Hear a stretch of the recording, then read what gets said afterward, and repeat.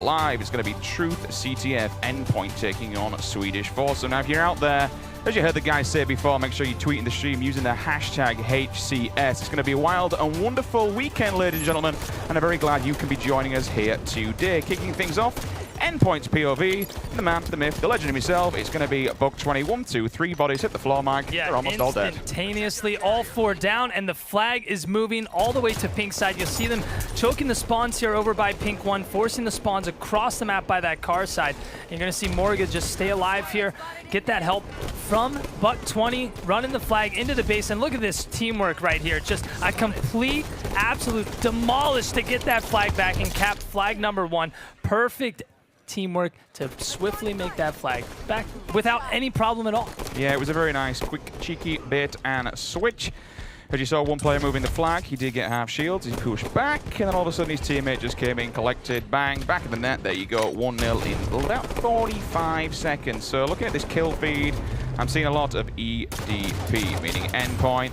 Septic just picked up a double as well, and here comes Buck 20 once again with the objective. Zer comes in as well with a very, very, very nice little one. His flag is already back. Yeah. It's already back in less than 10 seconds. Well, you see one of the players flying in. That's going to be Pish. He's going to go down, though. And now that's 3 dead again for Swedish Foursome. As the 4th player goes down, that flag will be returned right there in the window. Flag cap number 2 is in the bag.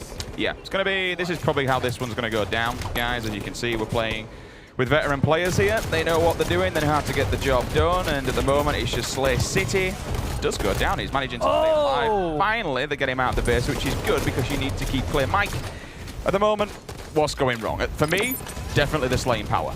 Definitely the slaying power, but even just the teamwork, you kind of just see all the players here on Swedish Foursome getting caught off on their own and getting out team shot. The players here on Endpoint are kind of collapsing from multiple angles and forcing Swedish back into their base to where they're not really able to make any type of moves. You'll see one player push out right there, gets weak, he's right back into the base. Now you're going to see Zub pick up the camo. He's got 2 players pushing up, pink 2 going pink 1, laying down some more cover fire so he's able to get away with this camo. But look at this, player sneaking in behind the base. He's going to take down the camo player. That's actually a great move here from Swedish. We're going to see if they are going to be able to get this flag moving, and as I move over, you'll see 2 players go down, but they're getting that flag all the way to pink 1, but he does not have any help here, Sims. No, Septic was staying alive for way too long, and we're looking at that kill feed, and we're still seeing a lot of slays coming out from EDP here. One will go down, that's going to be Disacia. Now the flag's out in the open. Really good time here for Endpoint to get the return and bag this 3rd and final flag. I think that's going to be all she wrote. This is the flag, though. It's a little fumble, but this is the thing about Endpoint, right? The teamwork's on point. Someone's right behind him, and there you go. GG no re, 3-0. And honestly, we didn't expect any less. Endpoint, pretty much a bit of a good morning here, I've got to say, for Swedish Foursome. You know, that's all smiles. This is the level of Halo you're going to be dealing with this weekend. Now you have to look at the stats, and you've got to say, okay, what went wrong? What could we do better next time? We'll take a look at them and bring them up now for you guys at home and show you how things go down. Did we have any gooses, though? That's the bigger question. I don't think we did this game. Doesn't look like it, but I mean, this really wasn't a high-slaying game either. A very quick game, only about 3 minutes, and flag cap a minute. Endpoint really just kind of coming in swiftly. And, you know, something to talk about as well. It's not every day I've seen Buck 20 playing a tournament without competing with his brother. Doesn't happen often. Has happened in the past with a few cheeky makeshifts here and there. But certainly, you know, this is the thing about Buck 20. He doesn't need his brother to be there, to be the partnership. Yes, it's a good partnership back in Halo 3. Undoubtedly one of the best sets of players coming out of European Halo, but he doesn't need it. You know, he's got a damn good team behind him. He can play off on his own. And generally this team, it's a really nice roster. I'm personally a big fan. How far they can go in this one's a different question. Can they make it out to America? I don't know just yet. Obviously, we're going to find out this week, and we obviously then move into the online qualifier afterwards. But it's got a good shot. It's got as much of a chance as anybody else. It's going to put up a fight. It's certainly not going to go down without a fight. When we get to that high end, though, when you're playing off against teams like Infused, XL, this is where the questions lie. But for me, the one key person on that team has to be Zer. He's a very underrated player. He regardless of what he says, he tanks H5. He'll go on a secondary account and he will bang that game day in, day out privately. Don't let him tell you any less. And he's a very, very strong individual. Definitely going to be a big driving force on this one. Septic I've been playing various games with as well in the background, but I do also know that he has been slamming Halo 5. So these guys, I mean, they have Everybody's natural got it. Halo talent. As Exactly, well. I mean, you they've been can't remove playing, that. They haven't just started playing in Halo No. 5. They've been playing through multiple different Halo games. And once you kind of get the hang of it and you kind of make it to that top tier level, you understand the game a lot different than most other Halo players. And it's really not just down to the individual skill. It's knowing the spawns, knowing where they're going to pop up, where to block a spawn to force them to spawn across the map, where to run flags, where to kind of tag team duo to make a move into a room or across the map, laying down some cover fire. There's so many little intricacies, and these guys, they've got it, and that's not going to go anywhere anytime soon. What do you think are the biggest intricacies? What is natural talent to you as a Halo professional?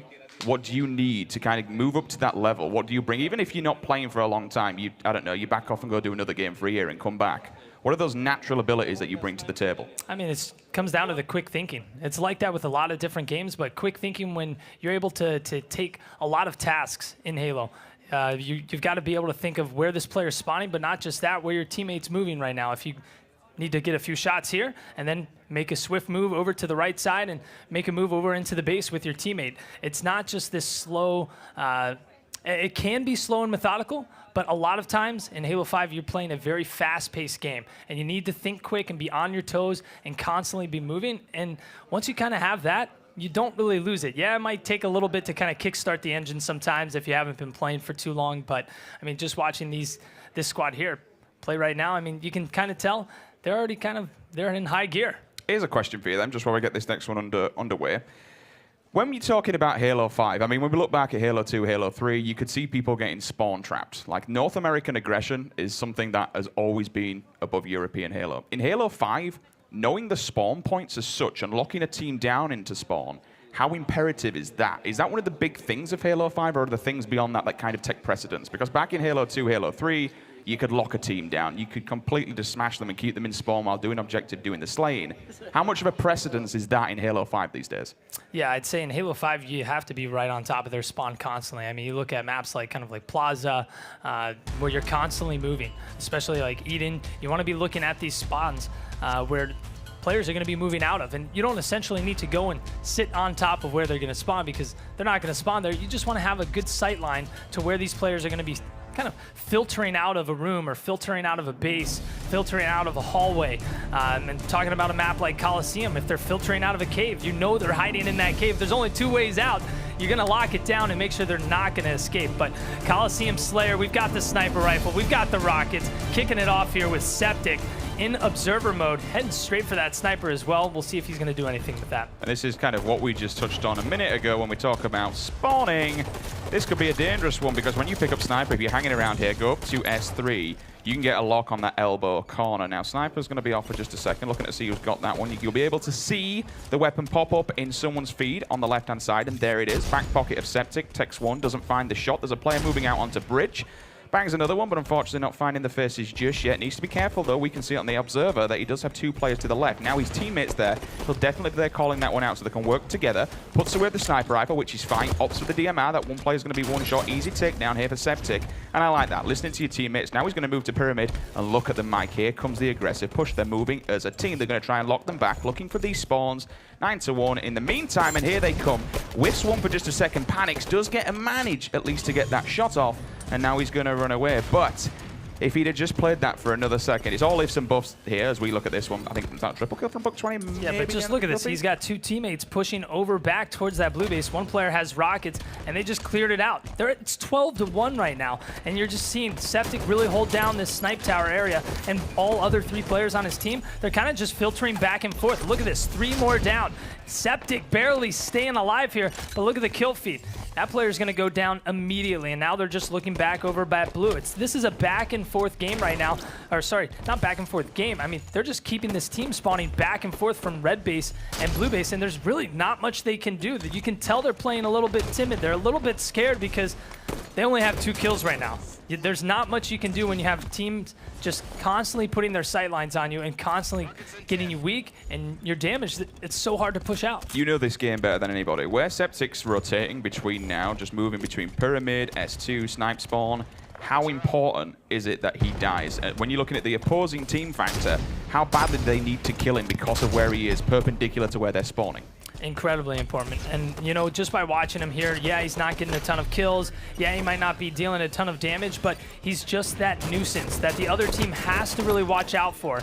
You don't want to just turn a corner and get sniped. You don't want to be able to just give an easy kill to that other squad. And now Septic picks up a double kill as those two players are busy looking at someone else. But when a player has the sniper here on this map, it's such a wide open map with some really open sight lines.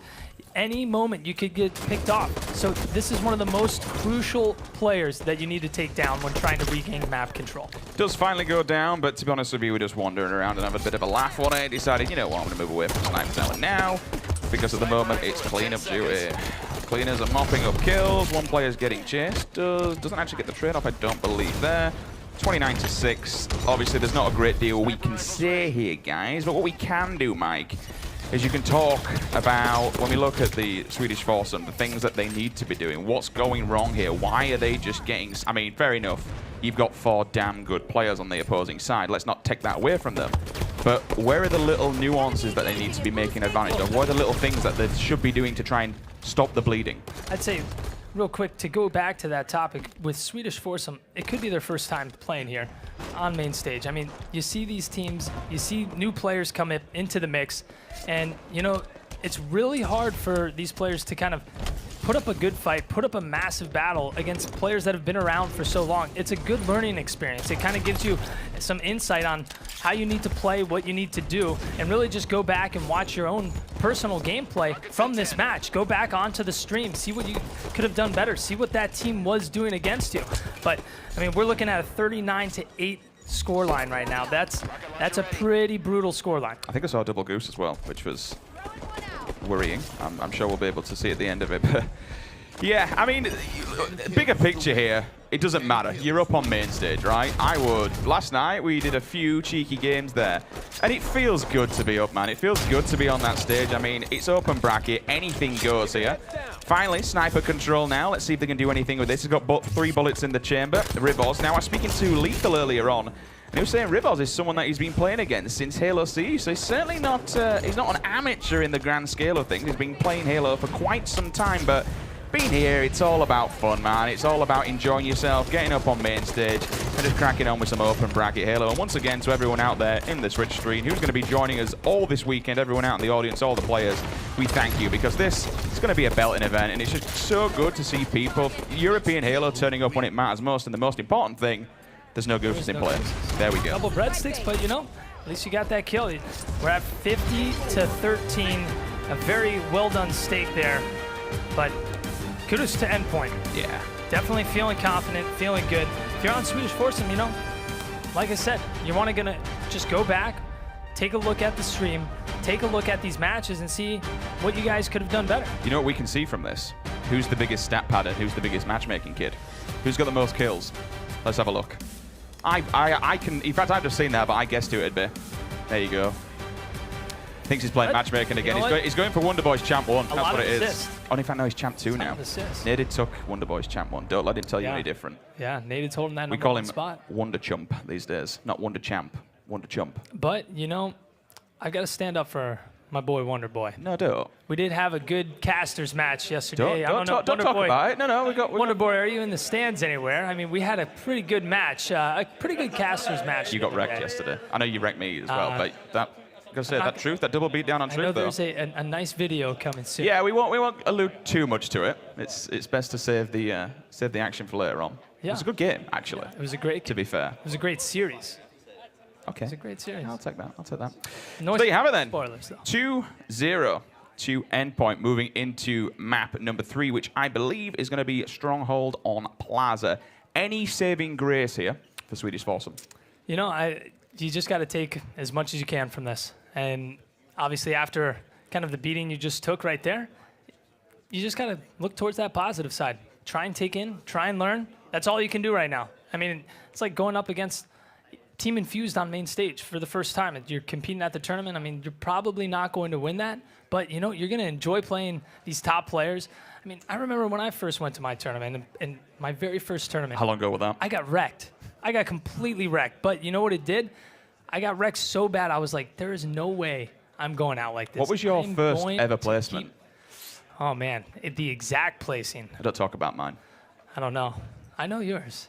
I know. Everyone knows mine. Mine's a meme. I'm sure someone could find it out there. I don't know the exact place, and I think we got out round 2. Was it as bad as Unishek's placement, like top 192, whatever it was? I don't remember. Have you repressed that memory? We'll have to go back to the. My first tournament, I like to think, was MLG Las Vegas 2005.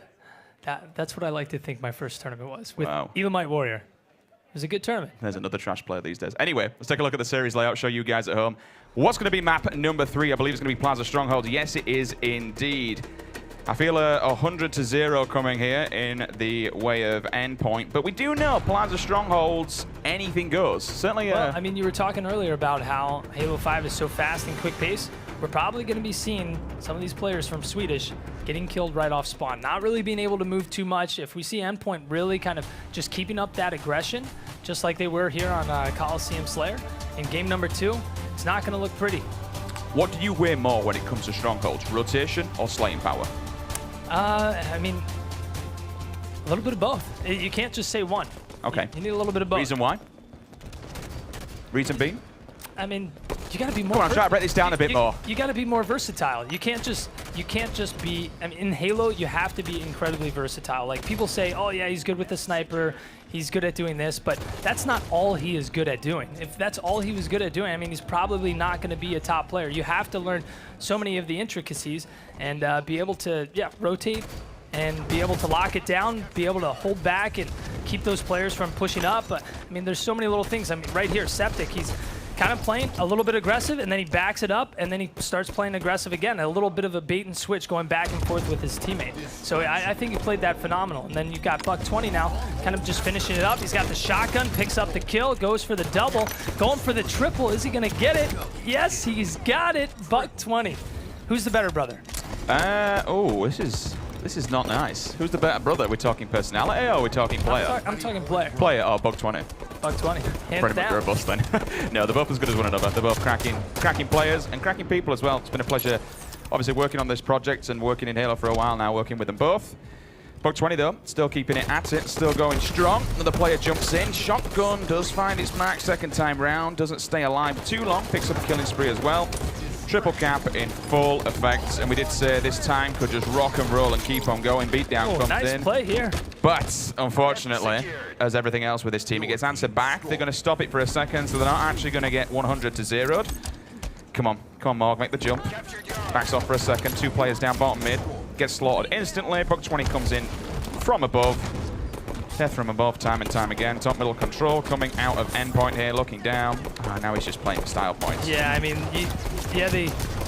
they're kind of just running around right now. They're just having some fun, and they're feeling confident. I mean, that's really what it comes down to. You know they're feeling confident playing right now. They're really feeling it in the tournament environment, playing on main stage for their first match. That's going to be 2 more down for Swedish right now as Buck20 looks to make his way over towards the nest. But yeah, they're just holding these 2 right now. Now slowly making that rotation as that's going to be 2 down for Swedish. Endpoint now look at that collapse. 2 players making their way over to the hotel to take and finish down that player. Now they're going to make a little bit of a switcheroo. They'll take this nest, but over on the other side, it looks like they might be losing yard, but you'll see 2 players here from Endpoint immediately making their way over there. And that's something when we're talking about aggression and talking about rotating. That type of aggression mixed with that rotation together, that's what you want to see from a team like this. And that's what's going to make them excel to that next level, especially when they're playing against a team Infused or a team Excel later on in this tournament. Yeah, there's obviously, we're not going to go into high-level play-by-play here. You guys at home know what's going on and know exactly what's going down. We'll just try and guide you through the best we can and talk about the bigger picture. Now, for Endpoint, this is a nice, it's rough to say, a warm-up game. I don't mean to be too harsh on the opposing team, but for them, this is just an easy, let's chill out, let's get into the swing of things. We're here. And just ease themselves into it. The communication is going to be there. It's going to be nice to just kind of communicate. Obviously, this time now you've got the coach in the back, so you can at least talk to them rather than just hearing them online. You can look at your screen, see where people are going. So for them, ease themselves into it. This is a double elimination competition. You know, you don't want to be losing your voice and going all in day number 1. So it's a nice, easy, steady away. It's definitely going to be a 3-0. Triple cap comes in once again, and they're just going to lock this down. Now, let's talk high level then, Mike. When you're in this position now, you've got your team, the opposing team, they've got full control. How do you break full control? Are you going to try and push one hill and then just slay? Yeah, you got to get slays first, and Buck 20 hitting the ground pound. That's going to be 2 down again. But yeah, it's coming down to the slays. You can't start going for captures and putting yourself into an open spot without getting some slays. But that's going to do it there. Game number 3 going in favor of Endpoint. Very quick series. Kind of what the analysts were thinking, what we were thinking. And, you know, I mean, it's a learning experience, though. I mean, you take a lot of this in. And what I was saying earlier, it's like when you first compete, when you go to that first tournament, it's not always going to be a pretty tournament. Now I mean, for some players like over in North America, Hook and Shotzi, some of these players just come out of the woodworks and they're already placing in the top 8. Like, that stuff is unheard of. Yeah. Absolutely. I mean, that's very rare. But for most players that are making their way up, they go to a few tournaments and, you know, you hit a rough patch. It's not going to be a breezeway. You got to work hard. You got to practice and kind of figure out how these top players are playing and why they're playing that way. Splice is a prime example of what hard work, dedication to the game can do, all right? You know, you saw what they did back at Atlanta. They were phenomenal, if not regards now, on the grand scheme of things, potentially the world's best team. So when you use them as an example, young lads, you put the time in, you put the effort in, you put the work in, you reap the rewards, right? It's all about practice. Yeah, they practiced non-stop, constantly. Even talking to Lethal, I think maybe in one of the interviews, he mentioned, he's like, we weren't really looking out for Splice. We didn't think that we were going to play them in the finals, and we didn't know exactly how they played. So when they matched up against them, you know, Splice kind of had the advantage on them. They not only did they play well as a team, but when you look at the back, Coach Phil, various other things, they played optics game. They knew, they read them like a book. They knew what they were going to do, and just the research and the practice. I mean, how often do you see Frosty go negative, you know? They knew what was going on. And you know what? If you are looking to kind of get into the scene, build it up, you should be using them example. Practice, practice, practice, teamwork. It does pay off. But that's enough from us at the desk. I'm going to throw it back to the boys over on the analyst side. Brycey, take it away.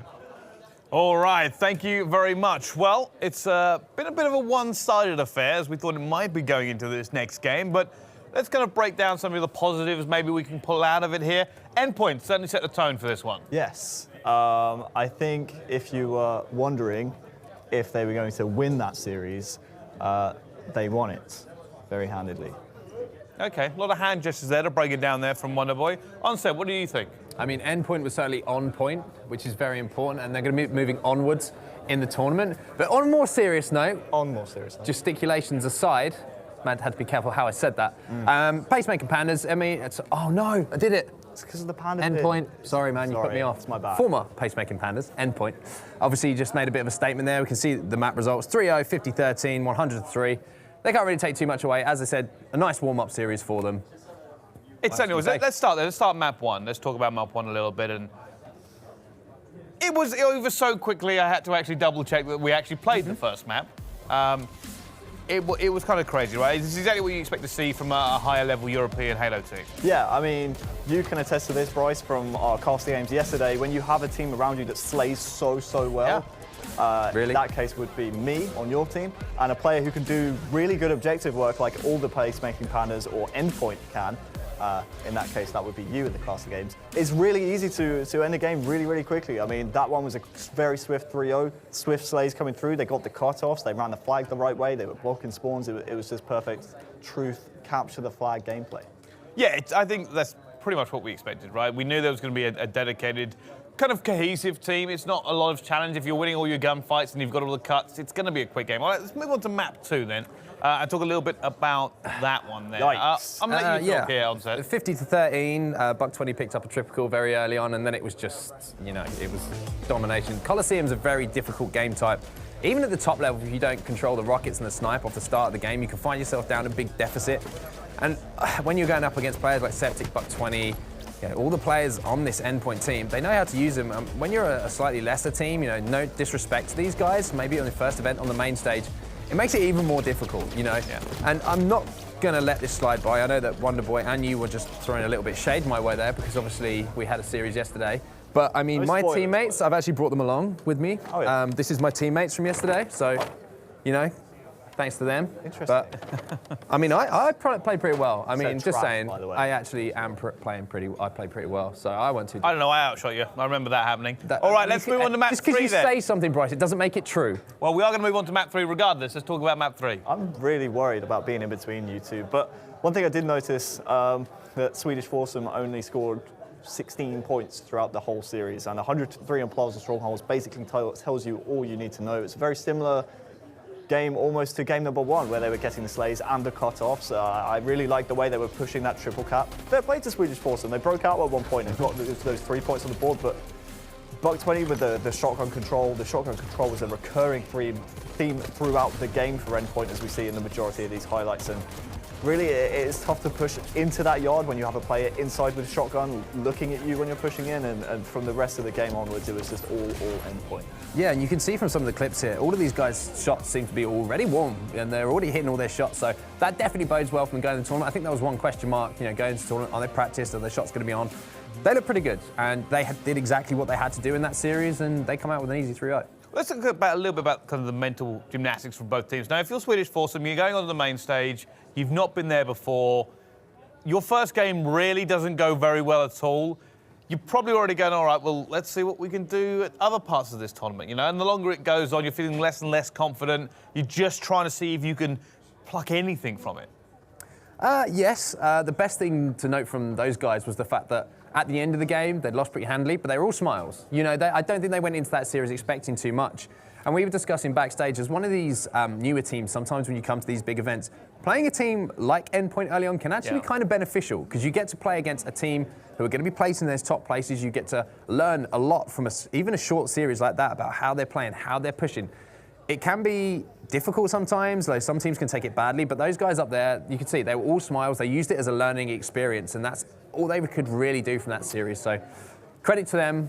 You know, they put up the best fight they could, but I think that will give them a lot of confidence, potentially going into the rest of the tournament. Fair play to them for taking that very lightly. If that's me losing by that amount, I'm throwing my pad across the whole stage. I'm smashing the stage up, so yeah. That was me yesterday in the caster game. Yeah, you were not entirely happy. All right, let's move on then, because for me, on point, I think the biggest thing for them is, yes, they're one of our underdogs. Yes, we know that. But having that first game, it at very least goes, well, they're clearly practiced. It's a bit of a warm-up game for them. They definitely relaxed. It's one of those games, you like, get it out of there. You come to the tournament, you've had your first win. It was a blowout. I think they're just going to be super relaxed and happy now going forward. Whoever plays them next is going to have a little bit of a disadvantage, I think.